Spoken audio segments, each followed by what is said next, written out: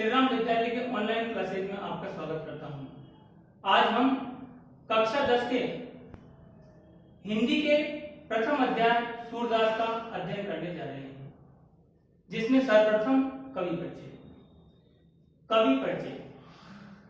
कृष्ण भक्त कवि सूरदास का जन्म आचार्य रामचंद्र शुक्ल के मतानुसार 1540 विक्रम संवत 1620 के आसपास हुआ। इनका जन्म स्थान आगरा और मथुरा के बीच स्थित रुनकता ग्राम माना जाता है। कुछ विद्वान दिल्ली के निकट सीही ग्राम को इनकी जन्म स्थली मानते हैं। इनके पिता का नाम रामदास बताया जाता है।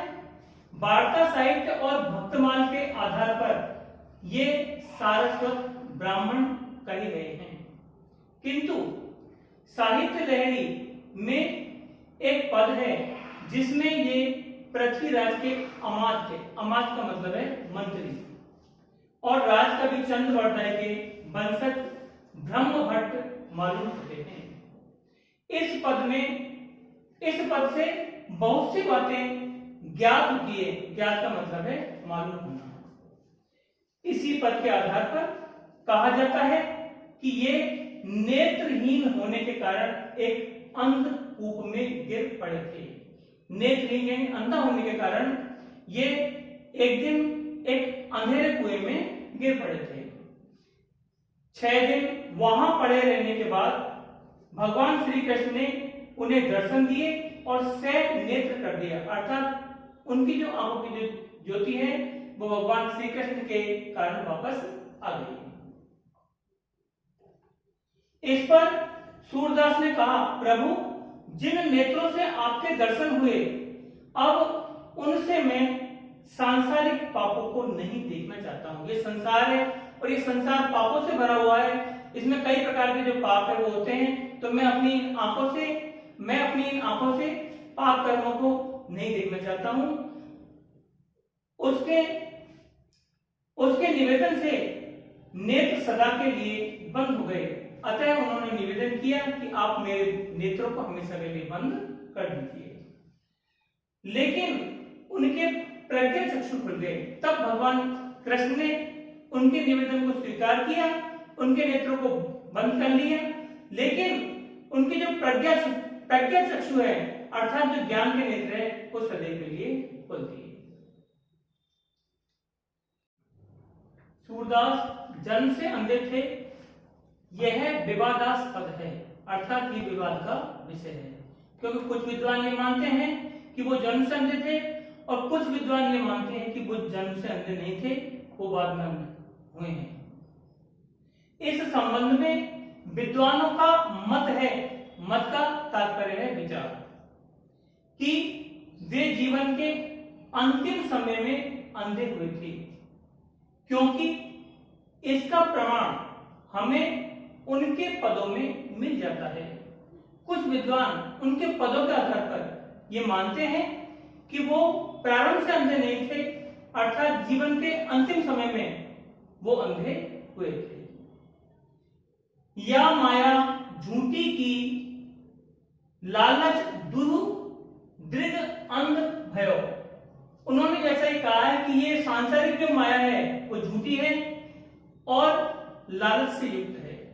दुहु दृढ़ अंध भयो, अर्थात मैं अपनी दोनों आंखों से अंधा हो गया। आचार्य वल्लभ ने अपने सिद्धांतों में सूरदास को दीक्षित किया, अर्थात संस्कार दिए, और उसी समय उनकी दास्य भाव की भक्ति सख्य भाव में परिणत हो गई। परिणत का अर्थ है बदल जाना। दास्य भाव और सख्य भाव, जहां पर हम ईश्वर की एक सेवक के रूप में उपासना करते हैं तो वह दास्य भाव की भक्ति कहलाती है। लेकिन ईश्वर को अपना मित्र मान करके और अधिकार मान करके जब हम उसकी उपासना करते हैं तो वह भक्ति सख्य भाव की भक्ति कहलाती है। जैसा कि सूरदास जी ने भी कहा है कि उनकी प्रारंभ में जो भक्ति थी वो दास्य भाव की भक्ति थी, लेकिन धीरे धीरे वह सख्य भाव में परिणत हो गई, अर्थात बदल गई। गुरु वल्लभाचार्य जी की आज्ञा अनुसार उन्होंने ईश्वर की कथा को भाषा में वर्णन करने का कार्य प्रारंभ कर दिया। ईश्वर की जो कथाएं हैं, श्री कृष्ण की जो प्रेम से संबंधित कथाएं हैं, बाल लीलाओं से संबंधित, क्रीड़ाओं से संबंधित जो कथाएं हैं, उनको अपनी भाषा शैली में उन्होंने लिखना प्रारंभ कर दिया। सूरदास जी की उपलब्ध रचनाएं 3 हैं, सूरसागर, साहित्य लहरी और सूर सारावली। ये इनकी 3 प्रमुख रचनाएं हैं। सूरसागर इनका प्रामाणिक, अत्युत्तम एवं श्रेष्ठ काव्य ग्रंथ है। सूरदास इनका प्रामाणिक, प्रमाण सिद्ध, अत्युत्तम, अत्यंत उत्तम और श्रेष्ठ काव्य ग्रंथ माना जाता है, जो इनकी कीर्ति को अक्षय रखने के लिए पर्याप्त है। और वह उनकी जो कीर्ति है, उनका जो नाम है, उस नाम को, ये जो उनका जो ग्रंथ है सूरसागर, जो उनके नाम को और ज्यादा बढ़ोतरी करता है, अर्थात यह सम्मान दिलाता है। सूरदास ने ब्रज भाषा का प्रयोग किया है। इनके पूर्ववर्ती, अर्थात इनके पहले के जो कवि हैं, पूर्ववर्ती का अर्थ पहले के कवि, किसी भी कवि की भाषा में काव्य, किसी भी कवि की भाषा में काव्य छटा न तो इतनी साहित्यिक है, न ही सौंदर्यपूर्ण।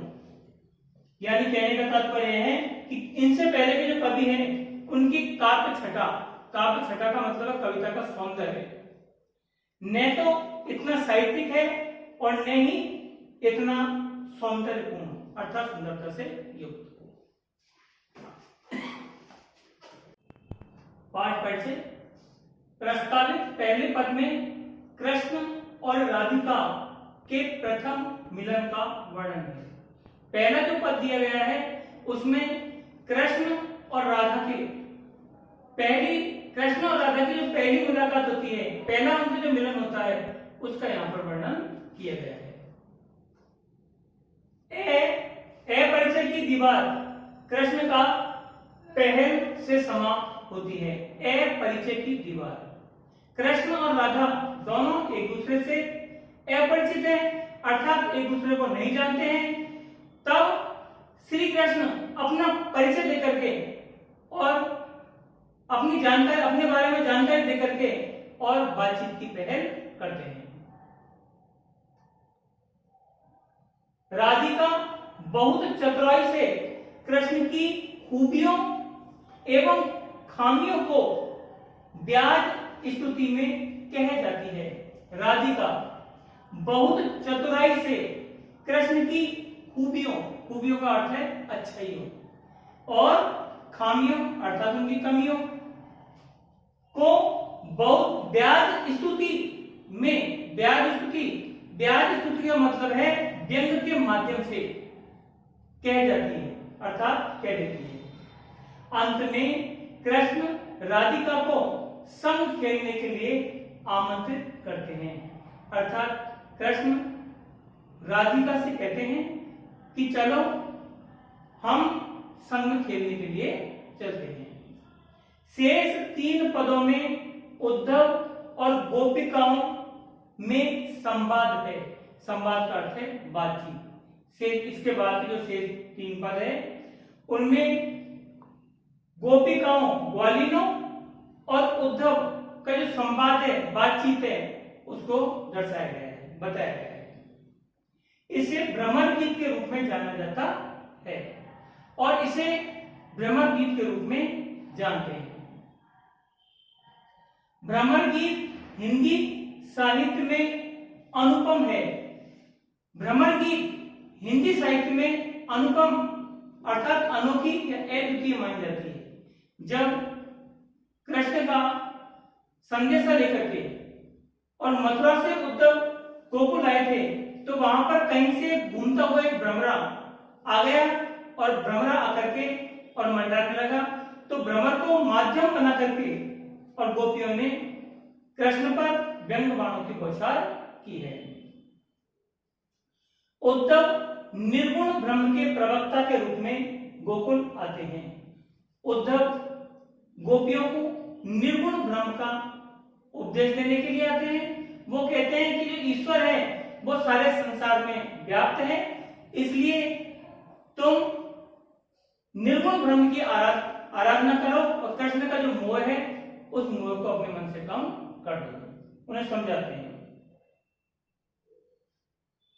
किंतु कृष्ण के सम्मोहन में डूबी, लेकिन श्री कृष्ण के सम्मोहन यानी मोह के जाल में डूबी गोपियों के विचार सुनकर उद्धव जी निरुत्तर हो जाते हैं। लेकिन जब गोपियां उन्हें समझाते, उदाहरणों के माध्यम से समझाती है, तो उद्धव से उनकी बातों का जवाब नहीं लगता है और वो निरुत्तर हो जाते हैं, अर्थात उत्तर देने की स्थिति में नहीं रहते हैं। गोपिकाओं के उपालम का मतलब है व्यंग के माध्यम से किसी बात को कहना, वह उपालम कहलाता है। विदग्धता बोलने की चतुरता, और करुणा से भरे हैं और करुणा से उनका हृदय भर जाता है। गोपियों के व्यंग बाणों से उद्धव का हृदय छलनी हो जाता है, अर्थात उद्धव का जो ज्ञान का अभिमान है वो बह जाता है, नष्ट हो जाता है और वे स्वयं कृष्ण में हो जाते हैं, अर्थात वो स्वयं जो निर्गुण ब्रह्म का उपदेश देने के लिए गोपियों को आए थे वो स्वयं ही कृष्ण की भक्ति में डूब जाते हैं। आस्था के समक्ष उद्धव के सिद्धांत फीके पड़ जाते हैं। आस्था के समक्ष और आस्था के समक्ष जो उद्धव के सिद्धांत है वो फीके अर्थात कमजोर पड़ जाते हैं। प्रस्तावित समस्त पद गेय हैं। सूरदास जी के इस पाठ में जो पद दिए गए हैं वो सब सारे पद गेय हैं, अर्थात उनको संगीत के माध्यम से गा करके सुनाया जा सकता है।